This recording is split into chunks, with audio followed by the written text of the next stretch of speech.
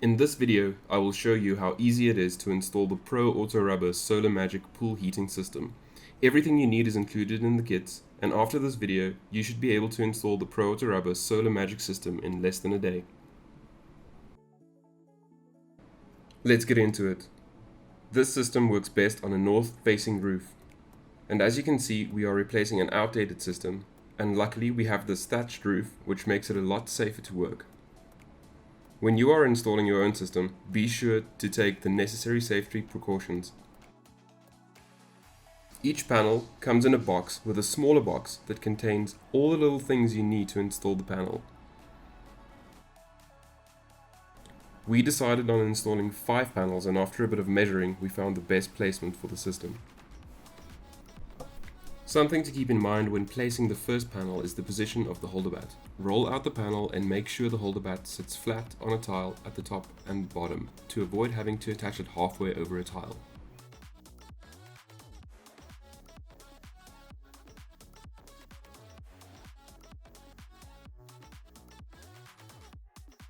Attach the holder bat on the highest point of your tile. I'll show you why later. Also, check that the holder bat doesn't sit over a tile as I'm showing here. Make sure it sits in the middle of a tile before you start drilling.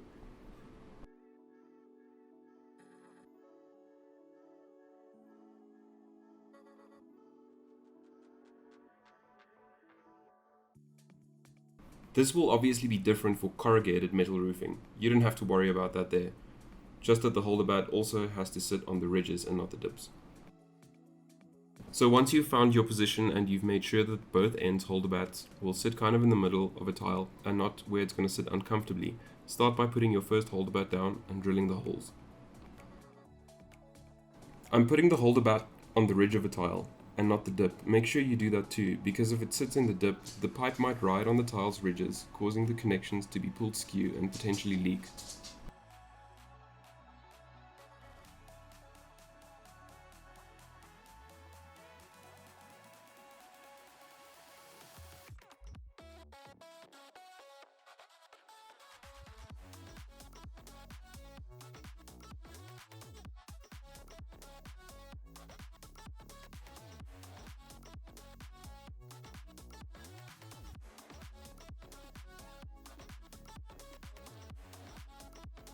It's important to seal each hole properly by putting a glob of silicone down before you put the pop rivet in.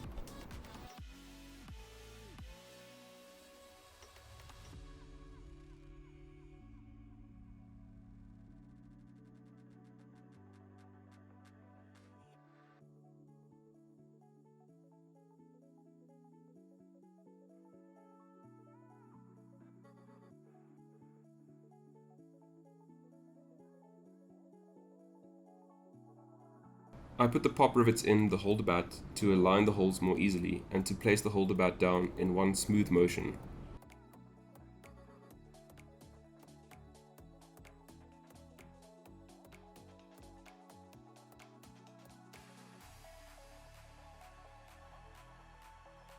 And then just pop those rivets in. Next, measure out how far the holder bat is sitting from a reference point. I'm using the top of the roof here, and then just pop the rest of them in. So while I was doing that, my colleague here is gluing together the unions, which is just a straight connector with the O-ring connectors on either side. As you can see, he's using a lot of glue here.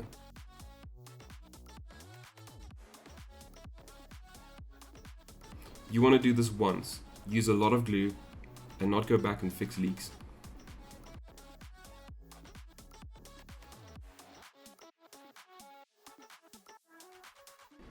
While I was still attaching the rest of the holder bats, my colleague was popping in the panel headers into the holders and putting the unions in to attach the headers. So we just kept on going like that. I put in a pair of bats, he pops in a panel and screws it together until we got to the end. In this case, we installed 5 panels. We do the top first. The reason is you want the panel to kind of bake in the sun, to stretch a little bit, so that you can get the perfect place for the holder bats at the bottom. To connect the panels to the pipes, you are going to have to use either a straight connector or a 90-degree bend, depending on your setup. We used a bend because we are going back to the middle of the panels because that's where our existing pipes are. You'll see why we make these pieces in a second.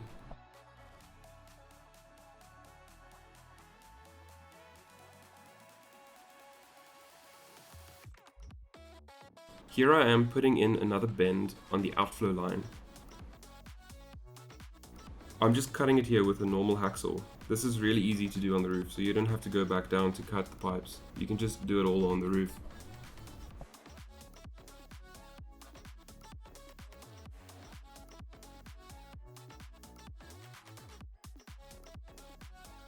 Here I am gluing the new pipes to the existing pipes that come from the pool. There is no particular order you have to connect these pipes in. You just have to keep in mind which is the inflow and outflow.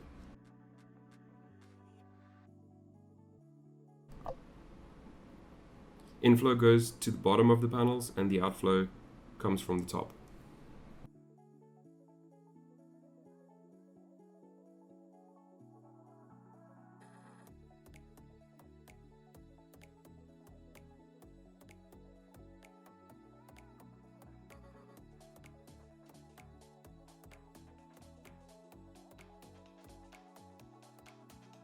Here I am gluing the bend that goes down towards the inflow to the panels, and again, use lots of PVC weld. So the piece of pipe that's in the 90-degree bend there is not glued in yet. It's just put there as a guide so I can point the other side of the 90-degree down to where that pipe is going to sit later.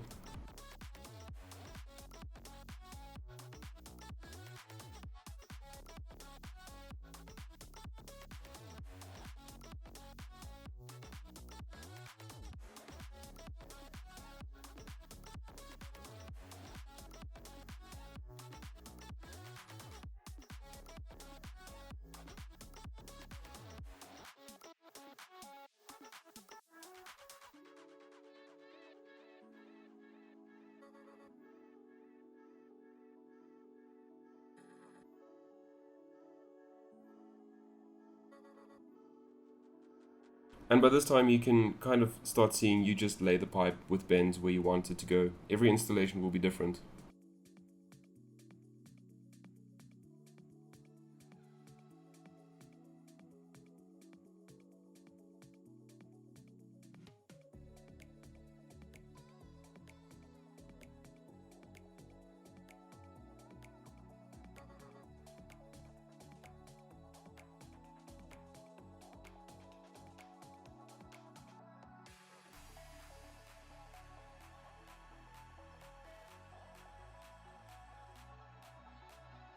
At this point we decided to stop laying pipe and focus on getting the bottom row of headers down.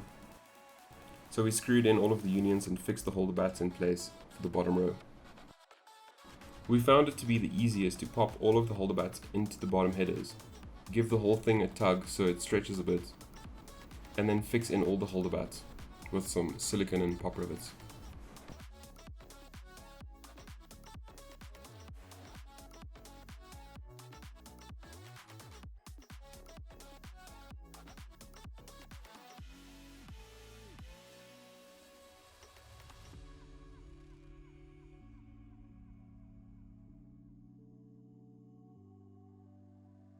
Here you can see the end caps installed in this and this corner. As you can see, we only put one pop rivet in each holder bat because we felt the panels are protected from the wind. If you feel it's necessary to put both rivets in, just pop out the bottom headers from the holder bats and put in that extra rivet.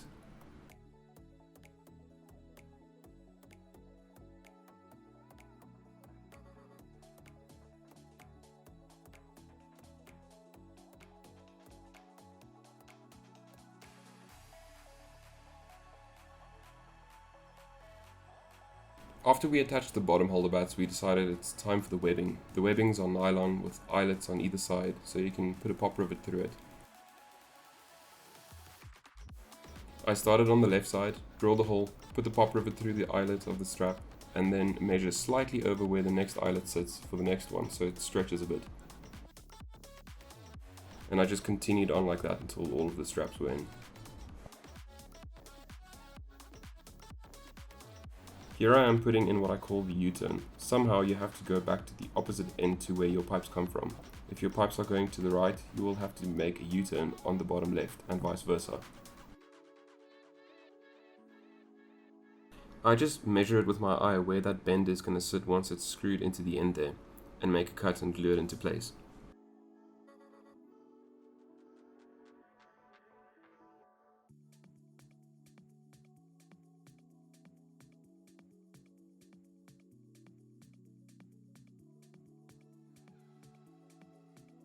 Here you can get a clear view of what that bottom looks like with the return pipe and all of the holder batts riveted in neatly.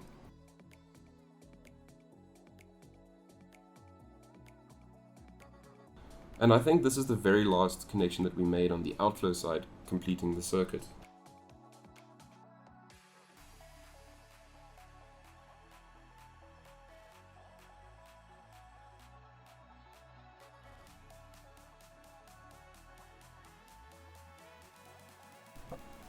I went around and I tightened all of the unions to make sure the O-rings are well compressed, making a perfect seal.